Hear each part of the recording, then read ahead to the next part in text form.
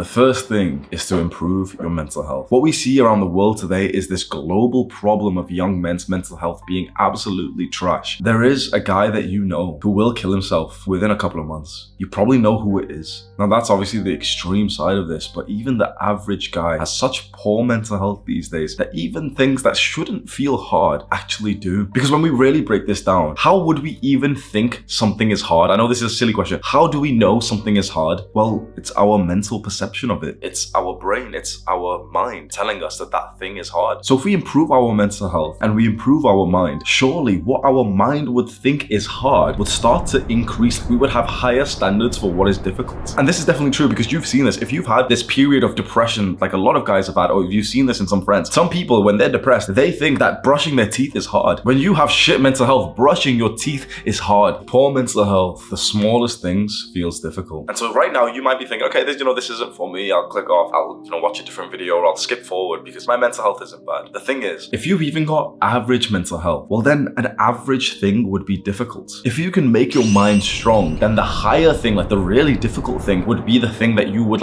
be slightly challenged with. So if right now you think, oh no, my mind's fine right now, it's okay, you're still being limited by it because we are ambitious young men. Saying that my mental health is, oh yeah, it's okay right now, it's not enough. We want a strong mind. So the first real thing that you can do to drastically improve how difficult of a life you could live and, to do these hard things, improve your mental health. And I have a full guide that you can go and watch. It'll be linked right now. If you haven't seen it, it's like 2 hours of me breaking down exactly how to improve your mental health. Go and watch that right now. The second thing that you can do to trick your brain into liking hard things, and the thing that got me famous, is to get onto a dopamine detox. Now you saw dopamine detoxing, this trend that was popping maybe a while back, and maybe you've seen scientists talk about it and say, yeah, it's not even scientific, it's not even true or anything, right? If you watch those videos, maybe it's we're not scientists here. I'm not saying that, oh yeah, the real dopamine molecule, I don't give a fuck what the dopamine molecule is. This is how it works in the real world, and we're using the word dopamine even though we're not very scientific just because it I don't know, it sounds nice, but it's relatively true. All the scientists who have broken down the dopamine detox arguments have said that it's not totally right in the way that people talk about it in this context, but it's not that far from the truth. So dopamine detoxing is when you drastically take a step back from the things that are giving you a lot of dopamine, and usually these are the bad habits like porn,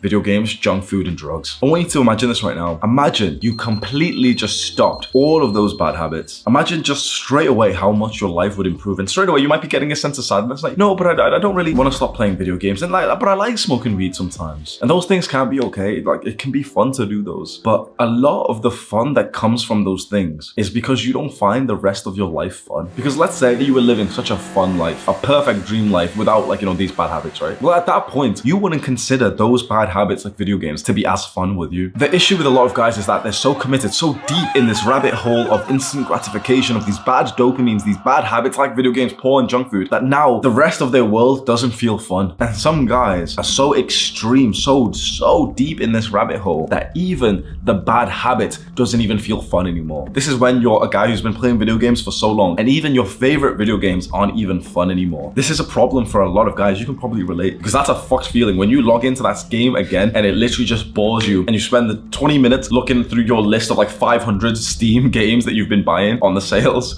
Something's wrong with your brain. So the act of dopamine detoxing, it changed my life forever, because this was what I was feeling just before I transformed my life forever. In May 2020, I was living in the worst lifestyle possible. I was waking up and the first thing that I would do, vap. The second thing I would do, smoke weed. The third thing, eat junk food. I would do these things at the start of the day, which meant that obviously the rest of the day I'm so fatigued and so dizzy, not dizzy, but faded, right? I wasn't doing anything productive. And when I lived like that for just not that long, couple of months, I hated my life. I discovered this concept of dopamine detoxing and realized that I needed to take drastic change. I moved out of the apartment that I was staying in. I broke up with my girlfriend. I moved back into my parents' home and went full extreme on dopamine detoxing. And you know what I did? You know what you can copy? What I did was I created a timetable, just like the one you see on the screen. And you don't need to copy it exactly. Our times can differ and the things you do differ, but I created more like my perfect day. And I just started trying to copy that every single day. This timetable perfectly encapsulated the dopamine detox detox that I wanted to do because I took out the bad habits and I just left in the good ones. You want to know how this will help you with the hard things? Well, once there's no easy things for you to do, very easy, stimulating, pleasurable things, those hard things feel less hard because leveling up your strength skill on RuneScape is infinitely easier than going to the gym. Your brain and especially your body find it easy to be on a video game and just play, but to go and do those things in the real world is very hard. And so when you have this like comparison, those real world things feel so difficult. You need to take a step back from those bad habits. And then it's time to challenge yourself and drastically increase the hard things. This is something that not a lot of guys do. But let's say there's something difficult for you right now, which is to go for a run. You can run maybe about 3 kilometers and it's like, that's enough. You're not going to run anymore for the week or something, right? Set yourself the goal to do something very hard. Run a 10K within 2 months from now. You've set this hard goal. Now suddenly it's time to step up to the challenge. And when you hit that 10K and you've been running for almost an hour straight for the 10K, well, that 3K run is going to seem quite easy now, isn't it? But that was just hard for you previously. You need to do something even harder so that the current hard thing doesn't feel hard anymore. You know, the first time that I went camping as an adult, I particularly chose a night where there was going to be a thunderstorm, and I fucking hate the cold and the rain. The first time I went camping, there was a storm, lightning, everything. I was soaked. I literally slept like freezing cold, wet.